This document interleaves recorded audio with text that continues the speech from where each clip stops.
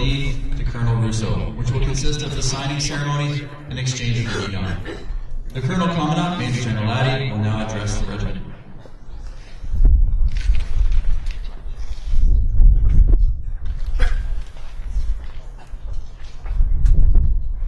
General Natinja, General Dean,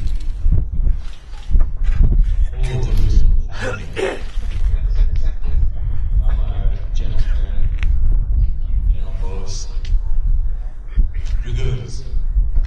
It's a splendid day to be a Dragoon, as was said by James, but more importantly, it's a splendid privilege that I've had to walk down and talk to the soldiers there.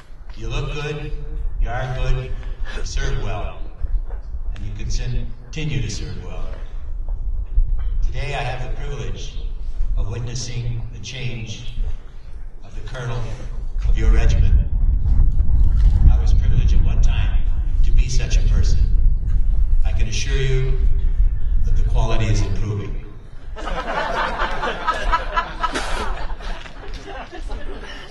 Many years have gone by, and people, my predecessors, and as I look across here and see that wonderful name on the building, see those vehicles, see those guidons, see those magnificent red uniforms, see the faces from Canadians from all over, who probably left their families, but I would always remind you that you found a new one. It's one that lasts. It's one that's strong. It's one that you will feel part of forever. Two people that I'm celebrating today in particular. Daryl Dean. When I first joined the forces and went to the Armored Corps School, my first phase, there was this very, very good-looking young man who just come to the school and was a brand new lieutenant while we were officer cadets. Daryl was that man for the years and years after. I've always admired him. He has done a magnificent job for your regiment, our family. He has been present, interested, and I can tell you as Colonel Commandant that if anything bugged him, he was never hesitant to phone up that guy Addy and tell him what he thought was going wrong in the Armored Corps. There wasn't that much going wrong, certainly not in the Dragoons. And he's been loyal and very, very trustworthy throughout. We were friends. We are friends. We remain so. He's a brother. We're going to be handing over to a rather different person. George Rousseau, I've known for many, many years. I've always tried to catch him doing what he does, and it's been very difficult for me throughout. I found out once when he was working for me that he did one of the finest imitations of me. He used the term so on and so forth about 45 times. And when they told me that, I've stopped using that rather useful expression that allows me to think about what I'm going to say next. George has served brilliantly, loyally, on staff, commanded a school right across Canada. He's a wonderful person. But I was extremely impressed about he and Maureen when they were working at the Canadian Embassy in Paris. You may say, that's a pretty long way away from a grease monkey. Why would you send a person like that there? I can tell you from the numerous number of people that I've seen that this is probably one of the classiest couples I've ever met in my life. And it's a privilege not only to do that before you, but to welcome you, George, to welcome you before your family and this magnificent regiment that we all belong to. I was told not to take too long. I trust this was not too long. But I've got one last thing to say. The role of the Colonel of the Regiment is something that can be resumed in a quote from General Radley Walters. When Clive Miller and I go and visit him, as we leave, he always says the same words. Keep her going, guys. Keep her going. That's our family. Thank you very much.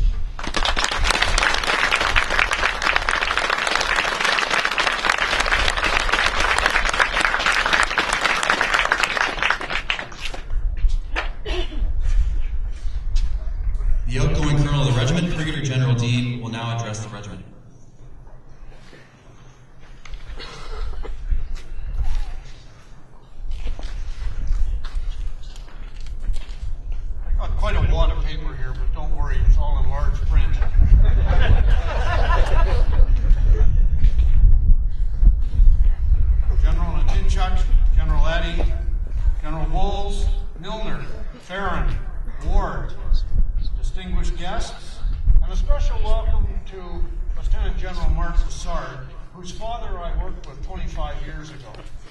That's why I had my aides stop reading out what I had done, because you would have all aged and I would have aged too. So, welcome to the Dragoon family today, Mark. Commanding officer, officers, soldiers, family members, Dragoons all. What are your thoughts on leaving as the Colonel of the Regiment? Well, as I wind up my tour today, a great flood of wonderful memories spring forward. When I say wonderful memories, they're memories of any family. Both happy, memorable events, like new members arriving, the retirement of senior family members, trips, meeting the sons and daughters and relatives of old comrades, and memories of losses. When I first arrived here as your Colonel of the Regiment, I ran into a fellow who I once knew as Corporal Head. We sent him off to 444 Squadron to helicopter reserve, thinking we had him out of the regiment. That was the end of him. However, this fine soldier came back to the regiment, and along with the command team, Colonel Marty Frank, were the first two that I worked with, and what fine soldiers they both were, and still are. My first parade, I walked down inspecting the ranks, and I ran across a warrant officer by the name of Cleveland. And I said, "Was your father in the forces?" "Oh, yes, sir." I said, "He was in the Dragoons, wasn't he?" "Yes, sir." "In fact, sir, he was the crew commander of your second tank in RHQ." And I said, "Yes, I know." I said, "Do you remember me?" He said, "No, sir, I was too young."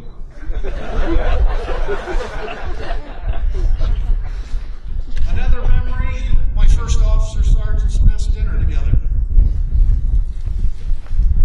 The toast given by Sergeant Major Sean Mercer, a B squadron, recently returned home from Afghanistan,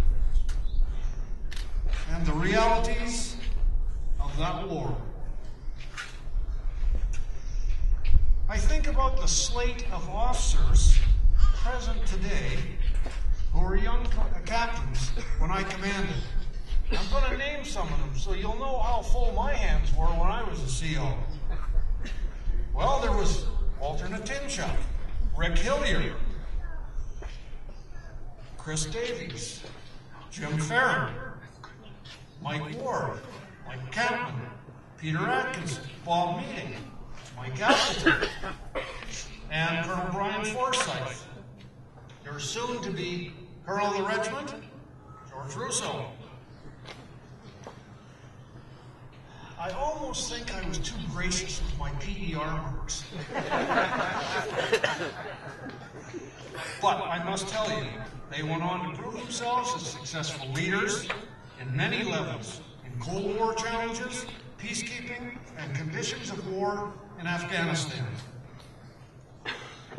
Another great memory was the visit of our Colonel-in-Chief, His Royal Highness Prince Charles, to this garrison to visit with the regiment. During that visit, he had occasion to talk to the son of Colonel Forsyth, Captain Forsyth, who was your operations officer. And Captain Forsyth was wearing a wound medal, and he asked what that wound medal was all about. And young Captain Forsyth said, "Well, it was a Forrest Gump wound, sir." Well, HRH really didn't know what a Forrest Gump wound was, so we had to explain it to him. And that was the same baby with the Forrest Gump wound that I had rocked in my arms in 1982 as a CO. Meeting families of the fallen. What a very strong, heroic group, an example to us all they are. Meeting the Mitchells, the Boutilliers, and viewing that rig with all of those fallen Dragoons painted on the front and the side. Watching If I Should Fall with the Diab family. Walking with the families in Memorial Park. I remember Sergeant Gillum, Corporal Mitchell, Trooper Wilson, Corporal Corporal Stewart, Trooper Penman, Trooper Caswell, Major Rockball, Trooper Good, Trooper Diab, Trooper Hayes, Trooper Batelier, Trooper Rudd.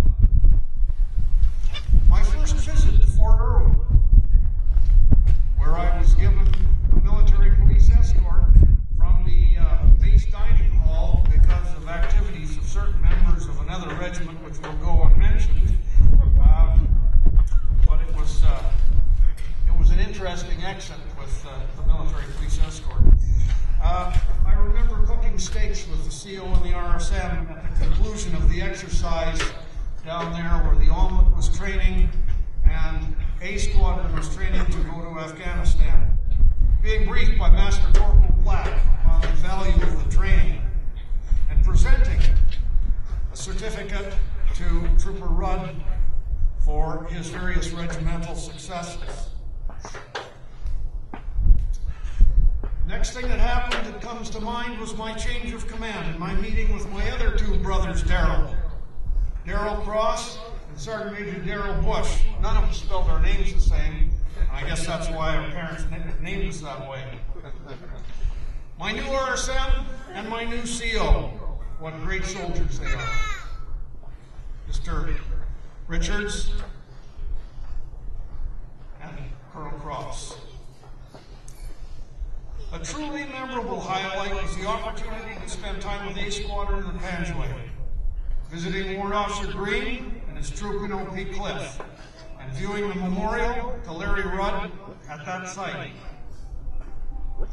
And if you look at the back of your programs today, you will see that memorial. My special and sincere thanks to General Milner Jr., Colonel Frank, Major Lillington, and Squadron Sergeant Major Piche for their hospitality in a very dangerous place. I've enjoyed having a quiet time together with our wounded, sharing a drink and their experiences with them, as well as reading letters and email from them, and for that, I thank you so much. Now some special thanks to Muggsy, who puts up with the pest from the west.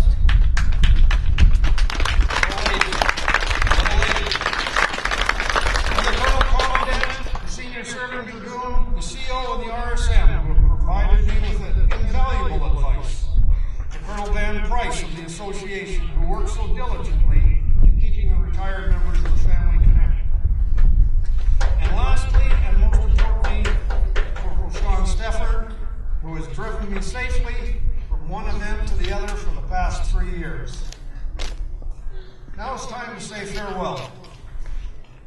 You'll still see me around in uniform because in about 10 or 14 days' time, General Addy and I will sign some more certificates after the RCAC Association conference next month. My replacement, you've heard already, is Colonel George Rousseau. I've known him and soldiered with him for 30 years. For many of those years, for those of you that don't know, he was my unarmed combat sparring partner. And his girls used to think that I was going to kill Daddy. The girls are here today, Daddy's here, I'm still here, we're all okay. He was my intelligence officer and my gunnery officer. He was instrumental in winning the Canadian Army Trophy for tank gunnery in NATO. He's a former school commandant, as you've already heard, and director of armor. He also proved himself as a diplomat, and having done that job in England, I know the kind of work he went through. Not only that, he's a nice guy. He has a wonderful family, many of whom, on this side, are with us today, including his dad. And I can't think of anybody more suited to replace him. So, ladies and gentlemen, thank you so much for your support. And it is a fine day to be a Dragoon. Thank you.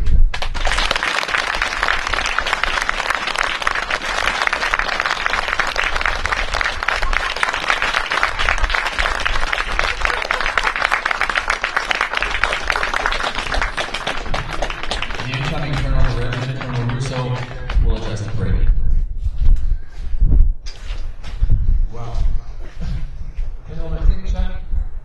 Lassard, general officers, distinguished guests, ladies and gentlemen, friends of the regiment.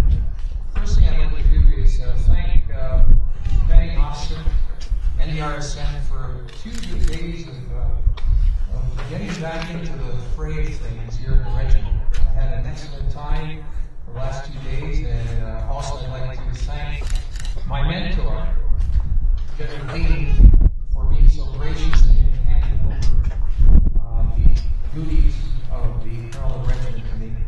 And I know it's been said before, I've taken over, and it's in good hands. It was in good hands. I'm just pleased that I can perpetuate what's been happening here for several years. To say that I was surprised would be an understatement. To say that I'm flattered is superfluous. The honor that has been bestowed upon me is second to none. It's not just a personal honor. It's all, well, you've seen my posse. It's also an honor for my family. From my dad, who served 30 years in the Army Corps, my wife, who served 38 with me.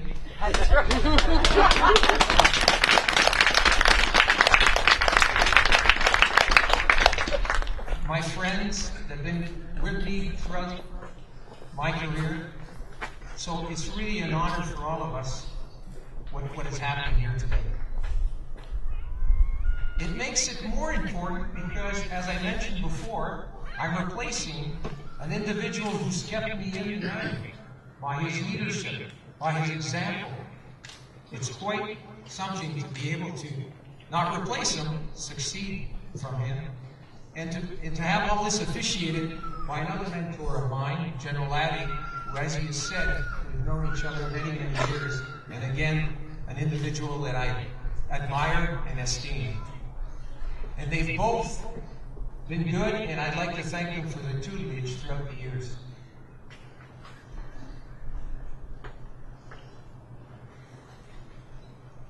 I'd like to thank my family and friends in the regiment and outside the regiment who have traveled long distances to be here. We have people from Trois-Rivières, Quebec.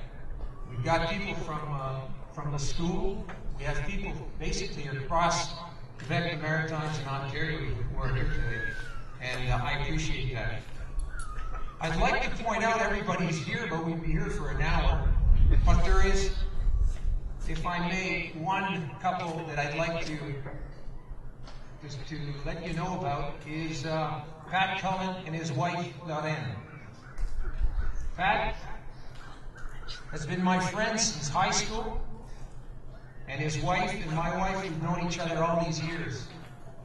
Pat always told me, I don't know what you do. He's always followed me from afar, has been always loyal, but he's never really known what I've been able to do in the forces. So I made sure he'd be here today because I said it's your last chance. So I'm really pleased that he's here, along with many other friends, including some senior NCOs from way back that are gracing this ceremony. I also have family in uniform and everything, but I won't go on. Suffice to say that this morning, after a 4-year sabbatical, I put on the second skin. It feels good. It's nice to put a black beret on after 12 years. It's nice to put the spring button back on the uniform. I'm going to finish by just telling you a little story. About 25 years ago, I left the regiment for Valcartier. And because of duties, I was asked to rebadge. My young daughter, who was 10 years old, said, "Dad, you lied to me." I didn't really know what she was talking about. She said, "Dad, you lied to me. You said RCD's the best." So she couldn't understand how her father would go for anything else but the RCD. I'm here today to tell her that yes, it's the best. You are the best. And God bless. Thank you very much.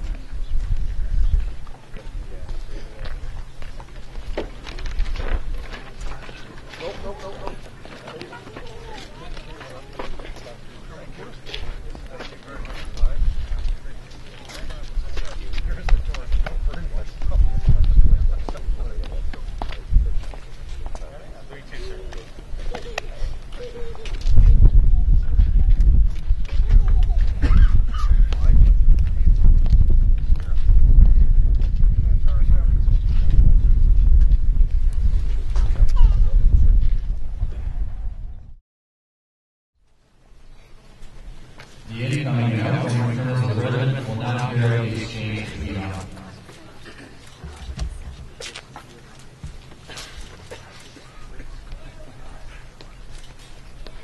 The ceremonial exchange of the Guidon symbolizes the handover